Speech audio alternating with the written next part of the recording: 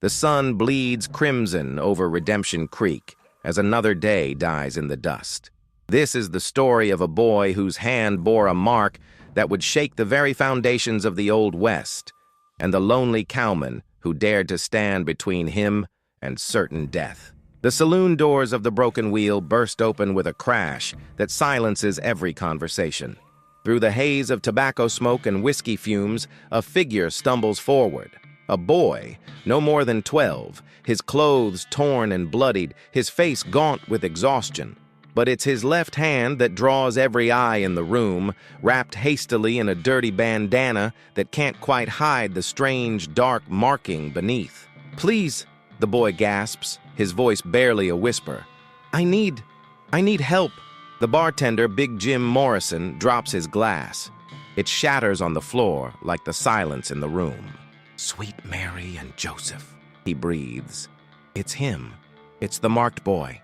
The name spreads through the saloon like wildfire. Chairs scrape against wooden floors as men push back from their tables. Some reach for their guns, others for their hats, ready to flee. The boy, Eli, though none know his name yet, sways on his feet, confusion and terror mixing in his young eyes. "The curse," whispers old Pete Hawkins from his corner table. The curse has come to Redemption Creek. Outside, the wind carries the boy's arrival through the town like a death knell.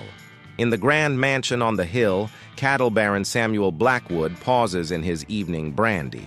His weathered face hardens as his foreman, Jake Iron Fist Sullivan, bursts through his study doors. "Boss, he's here. The boy with the mark. Just walked into the Broken Wheel like he owns the place." Blackwood's knuckles whiten around his glass. 23 years he's waited for this moment, 23 years of nightmares and guilt. "Gather the men," he says, his voice cold as winter steel. "Every last one of them. We end this tonight." But Blackwood isn't the only one who's heard the news.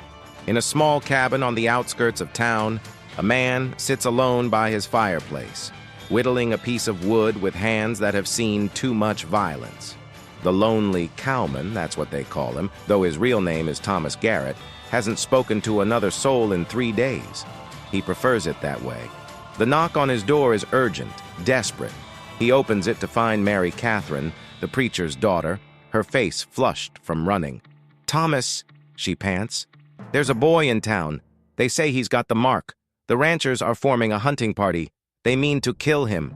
Thomas's jaw tightens.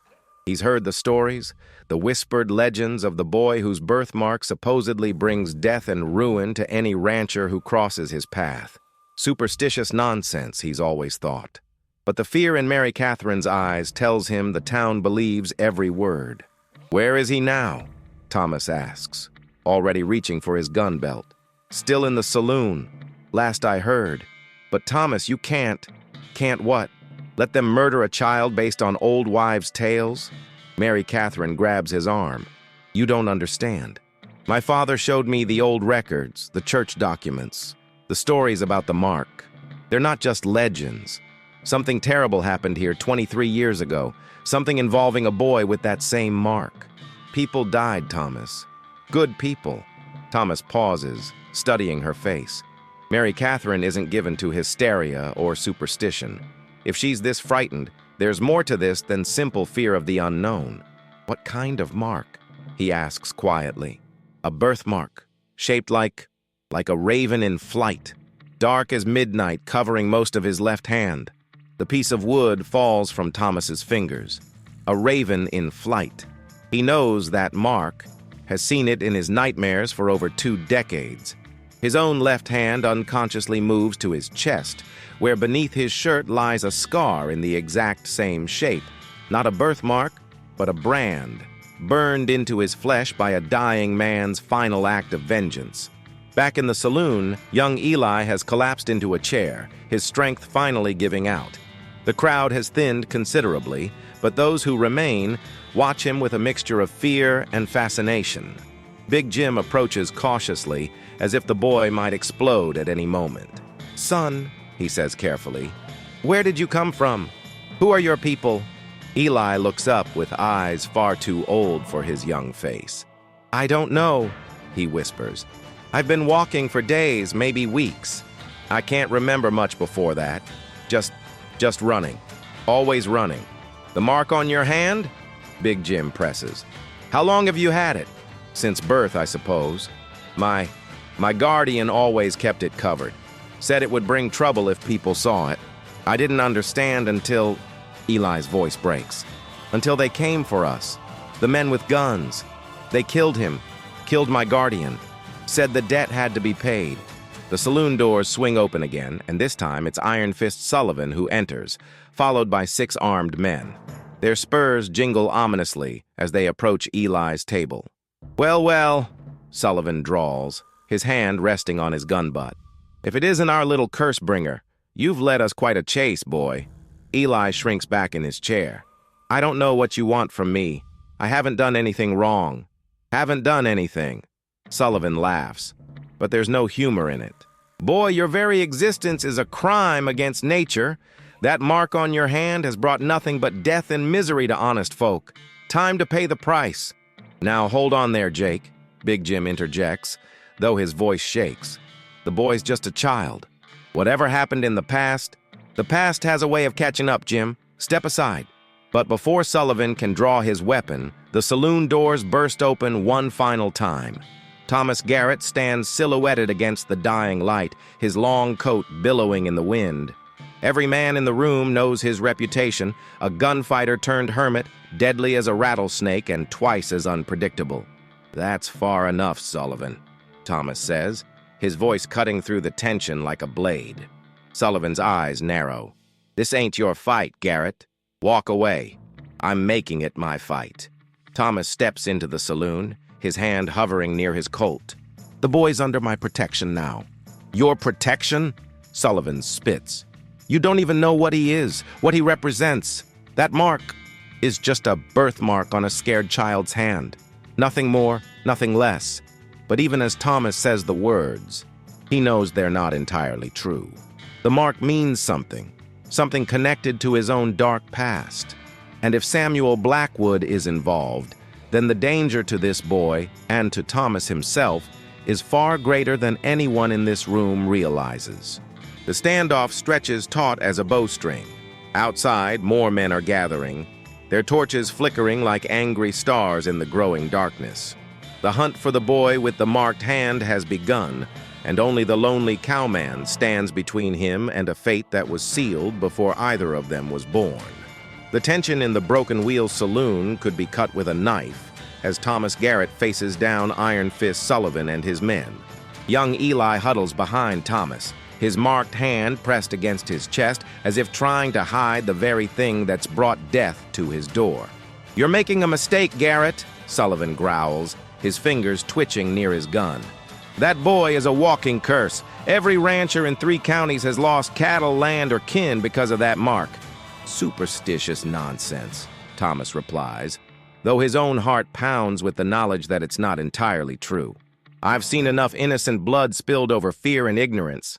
Sullivan's laugh is harsh as desert wind. "Innocent? Tell that to the Hendricks family, found dead in their homestead 3 years back. Tell that to old Charlie Brennan, trampled by his own horses the day after he gave shelter to a boy matching this one's description." Thomas feels Eli flinch behind him. The boy's fear is palpable, but there's something else, a flicker of recognition, as if these names mean something to him. "Even if that's true," Thomas says carefully, "correlation isn't causation. Bad things happen in the territory. Always have. Not like this." The voice comes from the saloon's back entrance, where Samuel Blackwood himself has appeared, flanked by more armed men.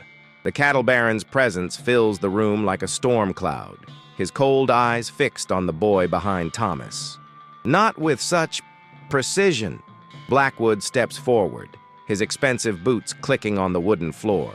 Despite his 60-odd years, he moves with the predatory grace of a man accustomed to power and violence. "Hello, Thomas," Blackwood says, his voice deceptively calm. "It's been a long time." "Not long enough, Samuel." "You know each other?"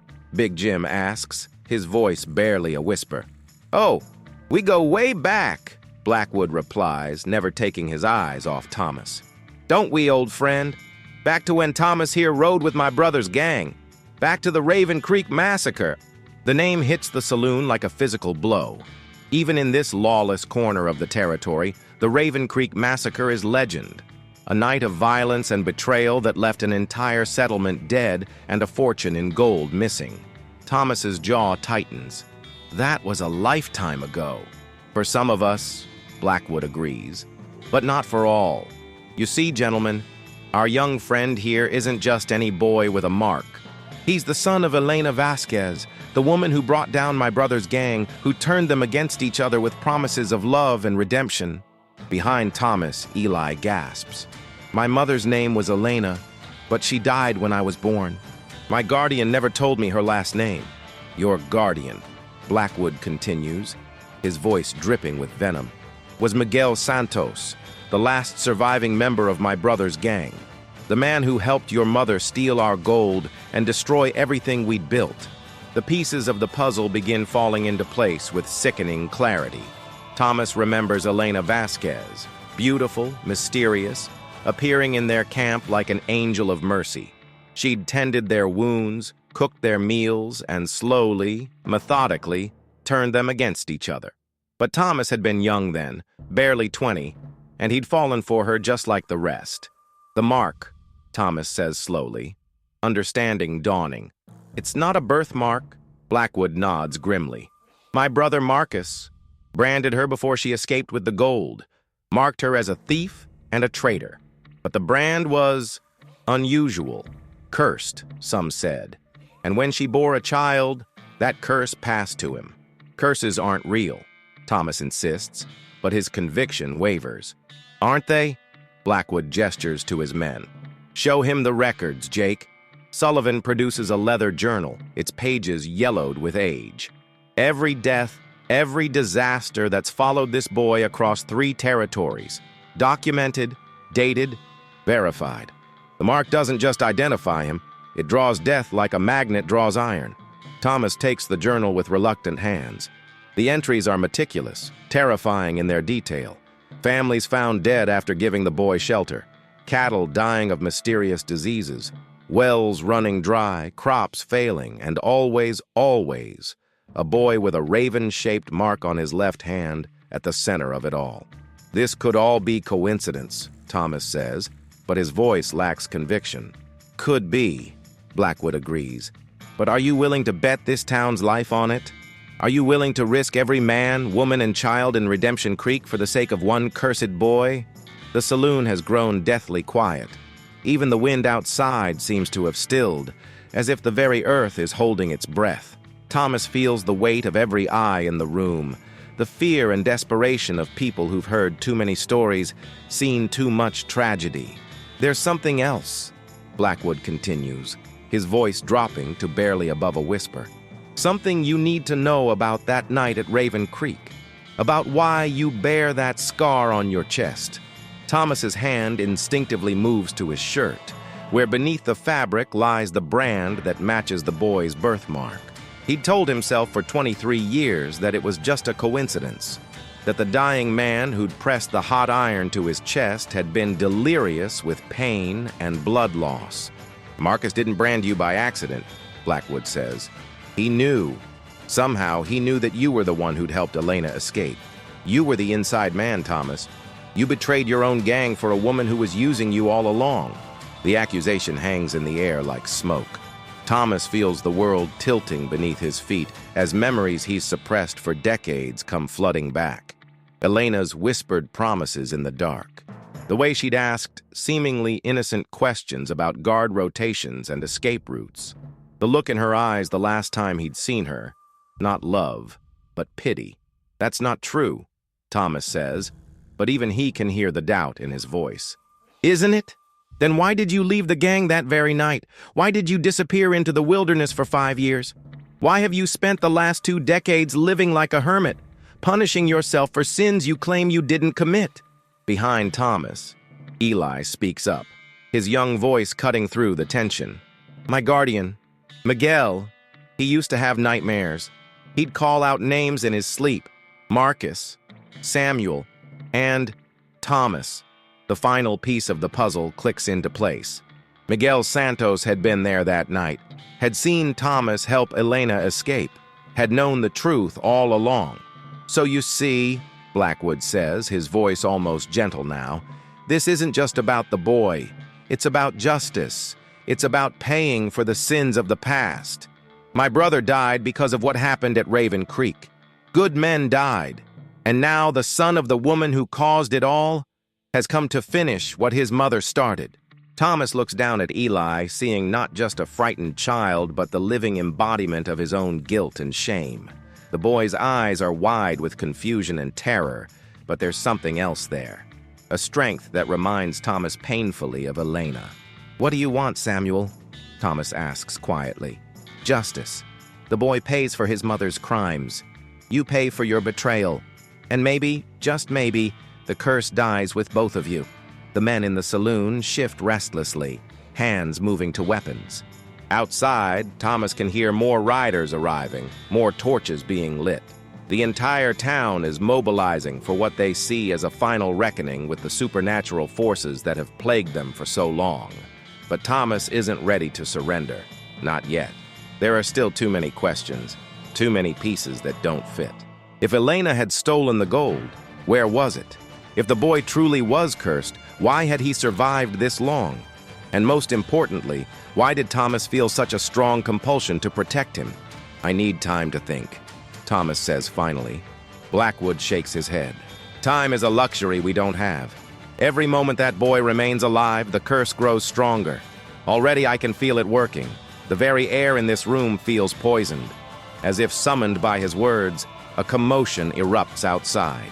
Shouts and screams echo through the night, followed by the thunder of hoofbeats and the crack of gunfire.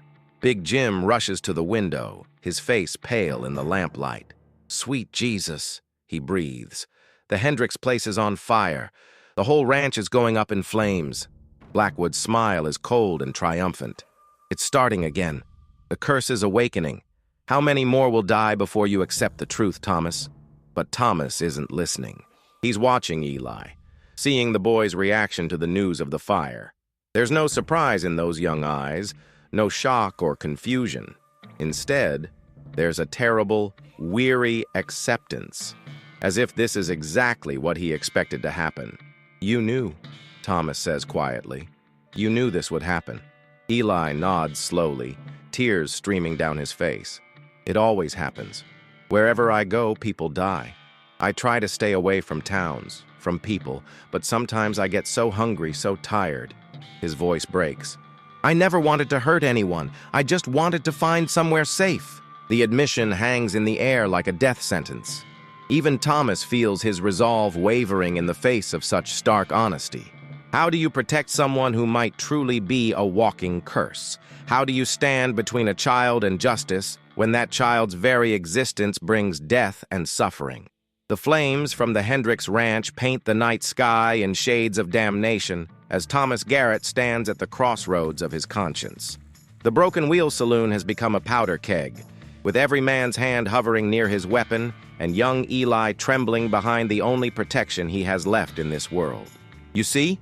Samuel Blackwood's voice cuts through the chaos outside. "The curse wastes no time.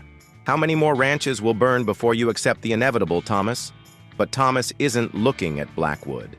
His attention is fixed on Eli, studying the boy's face in the flickering lamplight. There's something there, something beyond the fear and guilt, a flicker of knowledge that doesn't belong in the eyes of a 12-year-old. "Eli," Thomas says quietly, "tell me about your dreams." The question catches everyone off guard. Blackwood frowns. Sullivan shifts impatiently, but Eli's reaction is immediate and telling. The boy's face goes ashen, and his marked hand begins to tremble. I don't know what you mean," Eli stammers. "Yes, you do. The dreams about fire, about death, the dreams that come true." A collective intake of breath fills the saloon. Even Blackwood looks surprised by this line of questioning. Eli's composure finally cracks. "They're not dreams," he whispers. "They're memories, things that haven't happened yet, but will. I see them in my sleep, and then they come true. Always." "Sweet Mary," Big Jim breathes. The boy's a prophet of doom. No, Thomas says firmly, pieces of a larger puzzle beginning to form in his mind. He's something else entirely. He turns to face Blackwood. You said Elena stole your gold. But that's not the whole truth, is it, Samuel? Blackwood's confident demeanor wavers slightly.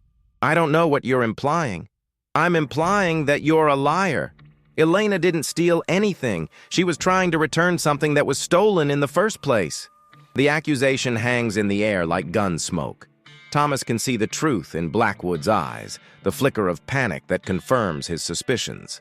You want to know the real story? Thomas continues, his voice growing stronger with each word. The Raven Creek settlement wasn't just any town. It was a sacred place to the local tribes, built on land that was supposed to be protected by treaty. Your brother's gang didn't just rob banks and rustle cattle. You were hired by certain interests to drive the natives off their land so it could be mined for gold. That's enough, Blackwood snarls, but Thomas presses on. Elena wasn't a thief. She was trying to expose the truth. The gold your brother's gang stole wasn't from banks. It was sacred gold, taken from tribal burial grounds. And when the tribal elders discovered what had happened, they didn't just curse the gold. They cursed everyone who had touched it. Eli looks up sharply. The shaman, he whispers. Miguel used to tell me stories about a shaman who came to our camp. He said the man spoke words in a language nobody understood, but everyone felt them in their bones. The curse isn't about Elena or her son, Thomas realizes aloud. It's about the desecration of sacred land and the theft of sacred gold. The mark on Eli's hand isn't a brand of shame. It's a mark of protection. He's not bringing death to these places. He's being drawn to places where the curse is already active, where the stolen gold is hidden. Blackwood's face has gone pale. You don't know what you're talking about, don't I? Then explain why every ranch that's been hit, every family that's died, has been connected to your operation. Explain why the Hendricks place, which just went up in flames, was built on the exact spot where the tribal burial ground used to be. The revelation hits the saloon like a physical blow. Several men step back from Blackwood, suddenly seeing him not as a respected cattle baron, but as the architect of their misfortune. Even if that were true, Sullivan interjects, his loyalty to his boss unwavering. It doesn't change the fact that people die around this boy.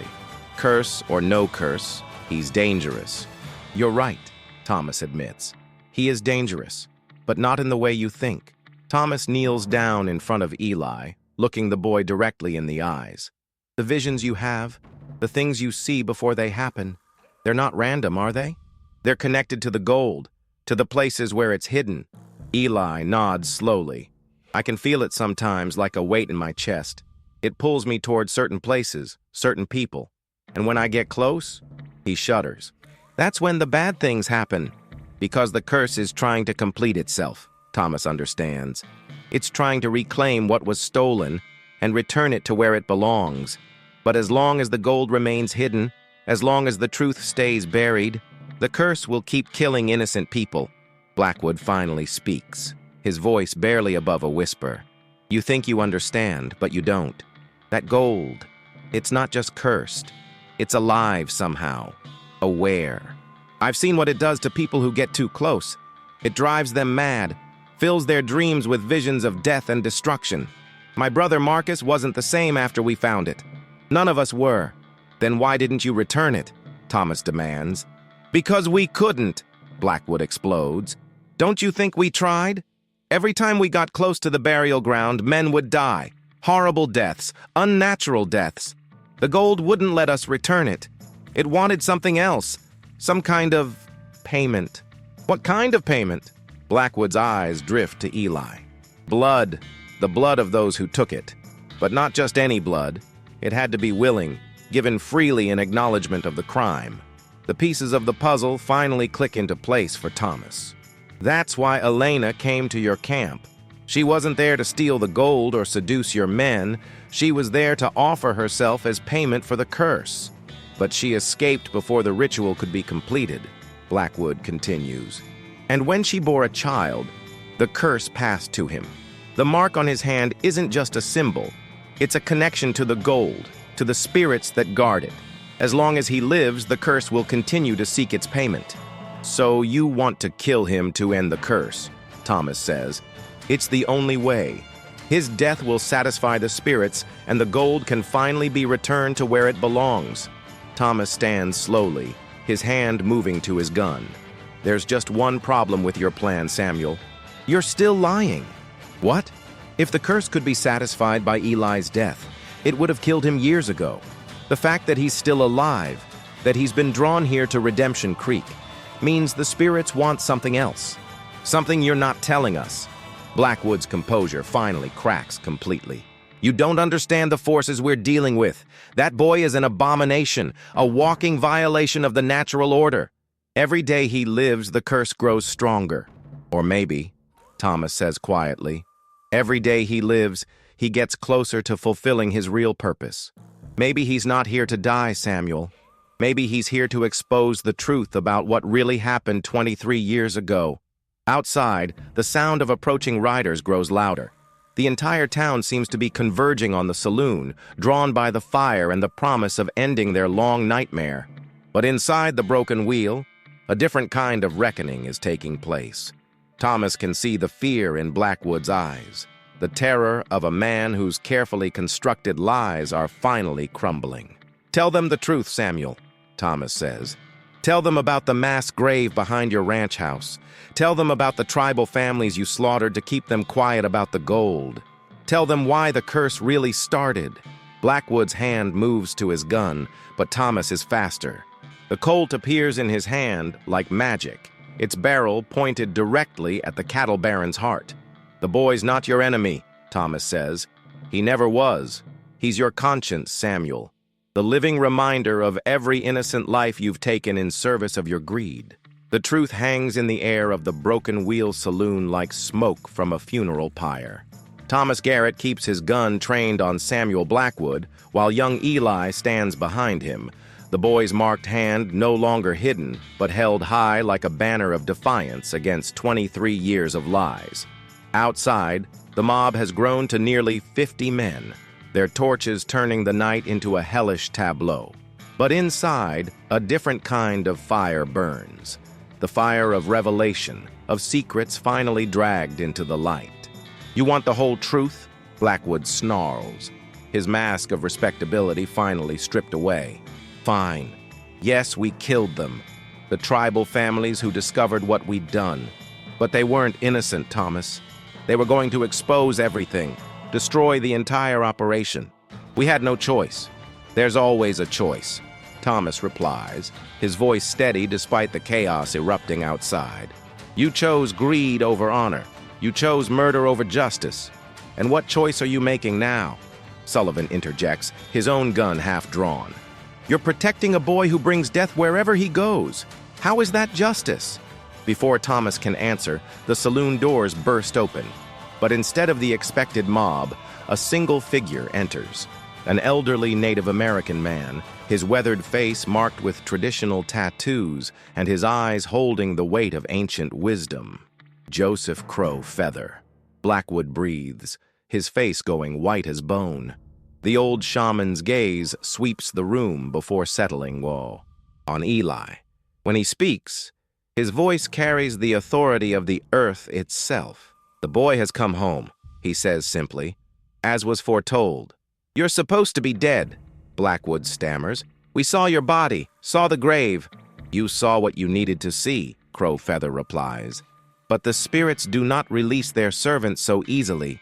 I have been waiting, watching, guiding the boy toward this moment. Thomas feels pieces of the puzzle shifting again. You've been protecting him. All these years, the deaths that followed him, they weren't random. You were using the curse to eliminate the people responsible for the massacre. Crow Feather nods slowly. The gold calls to those who are tainted by its theft. The boy's presence awakens the curse in them, forces them to face the consequences of their actions.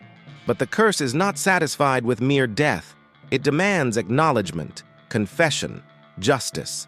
That's why you're here, Thomas realizes, looking at Eli with new understanding. Not to die, but to force the truth into the open. Eli speaks for the first time since the shaman's arrival, his young voice carrying an otherworldly certainty. "I can feel them," he says. "The spirits of the dead. They're not angry anymore. They're waiting for him to confess."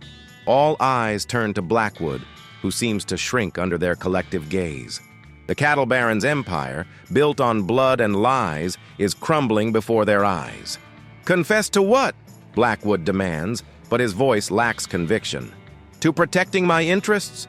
To doing what any man would do to survive? To murdering 17 innocent people," Crowfeather says, his voice cutting through Blackwood's bluster like a blade.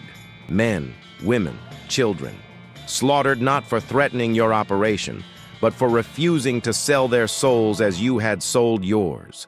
The accusation hangs in the air like a death sentence.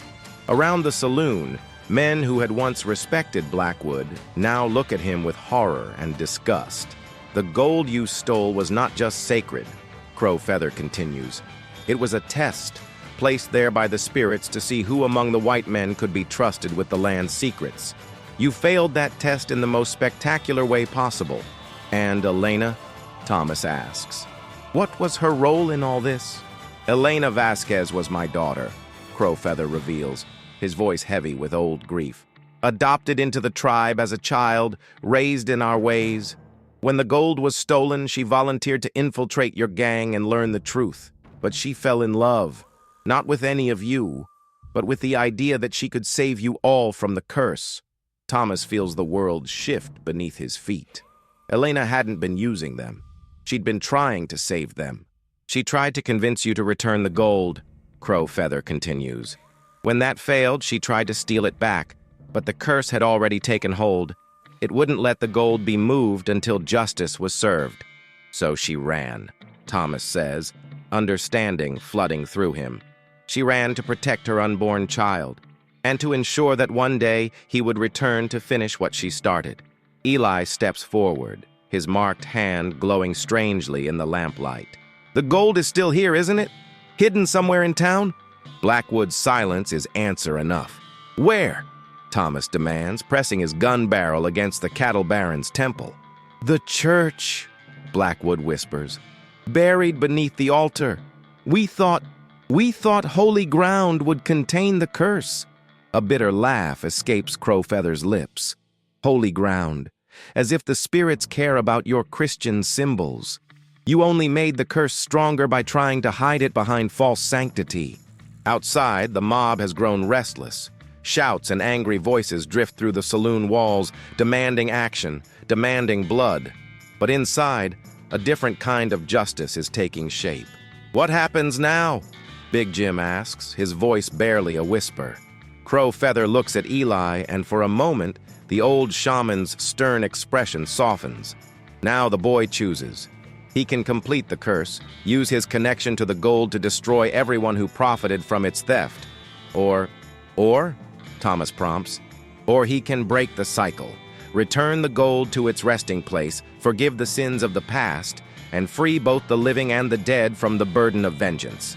Eli looks around the room, his young eyes taking in the faces of men who moments ago were ready to kill him. When he speaks, his voice carries a wisdom far beyond his years. "I've seen enough death," he says quietly.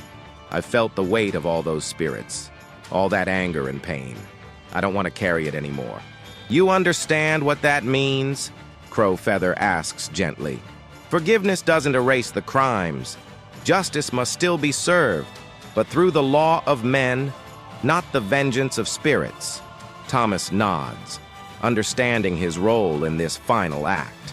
"Samuel Blackwood, by the authority vested in me as a former territorial marshal, I'm placing you under arrest for the murders of 17 innocent people." "You can't prove anything," Blackwood snarls, but his defiance rings hollow. "I don't need to," Thomas replies. "You just confessed in front of a room full of witnesses." The saloon doors burst open again, and this time it is the mob.